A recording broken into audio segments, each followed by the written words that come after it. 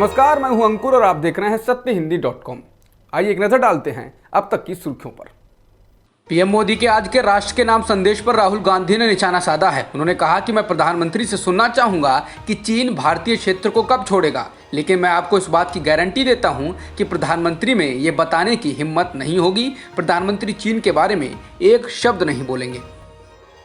मध्य प्रदेश उपचुनाव में बीजेपी उम्मीदवार के तौर पर लड़ रही इमरती देवी पर कांग्रेस नेता कमलनाथ की टिप्पणी को राहुल गांधी ने दुर्भाग्यपूर्ण बताया है। उन्होंने कहा कि कमलनाथ जी मेरी पार्टी से हैं, लेकिन उन्होंने जिस तरह की भाषा का इस्तेमाल किया वो मुझे निजी तौर पर पसंद नहीं आया। मैं इसे पसंद नहीं करता और इस बात से कोई फर्क नहीं पड़ता कि वे कौन हैं, ये दुर्भाग्यपूर्ण है। राहुल गांधी की टिप्पणी के बाद कमलनाथ ने कहा है ये उनकी राय है, लेकिन मैं बता चुका हूं कि मैंने किस संदर्भ में कहा था। माफी मांगने की बात पर उन्होंने कहा कि माफी नहीं मांगेंगे। वो पहले ही कह चुके हैं कि अगर किसी को दुख पहुंचा है तो वे इसके लिए खेद जताते हैं। उनका इरादा किसी को आहत करने का नहीं था। शिवराज सिंह चौहान की सरकार की मंत्री उषा ठाकुर का विवादित बयान आया है। उन्होंने देश में मदरसों को बंद करने की पैरवी की है। उषा ठाकुर ने कहा है कि मदरसे विद्वेष का भाव फैला रहे हैं और सब बच्चों को सामूहिक शिक्षा दी जानी चाहिए। एक सवाल के जवाब में ठाकुर ने कहा कि कौन सी संस्कृति पढ़ा रहे हैं बंधु? यदि आप इस देश के नागरिक हैं तो आप देखिए, जम्मू कश्मीर को आतंकवादियों की फैक्ट्री बनाकर रख दिया था। विवादित कृषि कानूनों के खिलाफ आज पंजाब की विधानसभा में प्रस्ताव लाया गया है और मुख्यमंत्री ने केंद्र के कृषि कानूनों के खिलाफ 3 विधेयक भी पेश किए हैं। इस दौरान पंजाब के सीएम कैप्टन अमरिंदर सिंह ने कहा है कि वो इस बात से नहीं डरते हैं कि उनकी सरकार बर्खास्त हो जाएगी और ना ही इस्तीफा देने से डरते हैं, लेकिन वो किसानों को बर्बाद और परेशान नहीं होने दे सकते हैं। बता दें, केंद्र द्वारा लाए गए कृषि कानूनों को बेअसर करने के लिए पंजाब सरकार इसके खिलाफ राज्य में कानून बनाने जा रही है।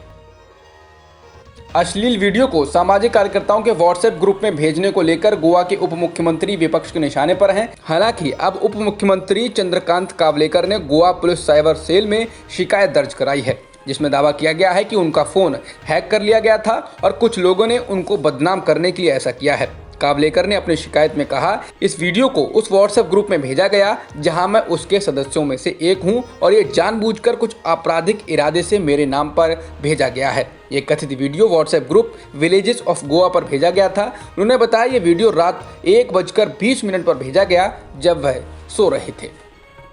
बिहार में चुनावी प्रचार जोरों पर है। इसी बीच औरंगाबाद की गोह विधानसभा क्षेत्र में तेजस्वी यादव ने विशाल जनसभा को संबोधित किया। इस दौरान उन्होंने नीतीश पर हमलावर होते हुए कहा कि पिछले 15 सालों में एनडीए की अयोग्य सरकार ने बिहार को बर्बाद कर दिया है।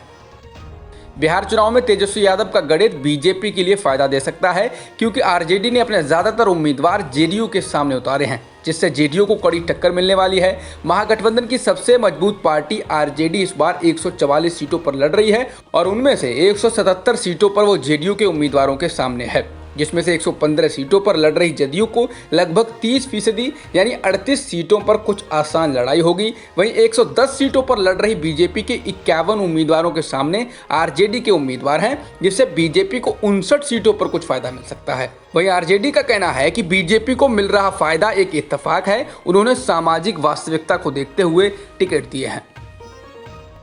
आज फिर सुरक्षा बलों की पुलवामा में आतंकवादियों से मुठभेड़ हुई। इस मुठभेड़ में सुरक्षा बलों ने 2 आतंकवादियों को मार गिराया। मुठभेड़ की यह घटना पुलवामा जिले के हाकरीपुरा की है, जिसके बाद 2 दिनों में अब तक 5 आतंकवादी मारे जा चुके हैं। भारत में एक दिन में 46,791 कोरोना संक्रमण के मामले आए हैं और 587 लोगों की मौत हुई है। इस दौरान भारत में एक दिन में 10,32,000 से अधिक सैंपल्स की टेस्टिंग की गई है। वहीं अब भारत में कुल संक्रमितों का आंकड़ा 75,97,000 के पार हो गया है और मरने वालों की कुल संख्या 1,15,000 से ज़्यादा है। फिलहाल एक्टिव मामले 7,48,000 के पार हैं। स्वास्थ्य मंत्रालय के अनुसार पिछले 3 महीनों में पहली बार संक्रमण के नए मामले सबसे कम आए हैं। 23 जुलाई को देश में 50,000 से कम यानी 45,720 नए मामले दर्ज किए गए थे। वहीं इससे पहले पिछले 2 दिनों से रोजाना कोविड-19 के मामले 60,000 से नीचे आ रहे थे। वहीं कोविड-19 का इलाज करा रहे मरीजों की संख्या लगातार तीसरे दिन 8 लाख से नीचे बनी हुई है। जॉन्स हॉपकिंस यूनिवर्सिटी के अनुसार दुनिया में कोरोना संक्रमितों का आंकड़ा 4,04,64,000 के पार हो गया है और मृतकों की संख्या 11,19,000 के पार हो चुकी है। वहीं वर्ल्डोमीटर्स वेबसाइट के मुताबिक दुनिया में अब तक 3,03,00,000 से ज़्यादा लोग ठीक भी हो चुके हैं। जॉन्स हॉपकिंस यूनिवर्सिटी के अनुसार अमेरिका में संक्रमितों की संख्या 82,15,000 के पार हो गई है और मृतकों की संख्या 2,20,000 से ज़्यादा हो चुकी है। इसके अलावा ब्राजील में कुल संक्रमितों का आंकड़ा 52,50,000 के पार हो गया है और मृतकों की संख्या भी 1,54,000 से ज़्यादा है। अब तक की खबरों में इतना ही। बाकी खबरों के लिए बने रहिए सत्यहिंदी.com के साथ।